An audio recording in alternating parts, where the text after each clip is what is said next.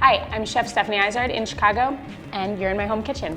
Here are 3 tips for cooking at home with your maiden wok, and this little goat went to Morocco. No need to spend money on fancy cuts of meat like New York strip. You want to buy something like skirt steak or hanger steak that has a good amount of fat that's going to really melt. When using this little goat went to Morocco along with soy sauce, a little bit of sugar really helps the beef caramelize in the wok. You're getting high heat, it's melting the sugar just like you're making caramel sauce, and it coats the outside of the beef, making a crusty crust that adds texture and flavor at the same time. What's great about stir frying beef in a wok is that it's super fast. You're not going to worry about overcooking the beef. You can take a little bit of time to get your vegetables just tender. Everything comes out with this great texture because it's so fast with high heat.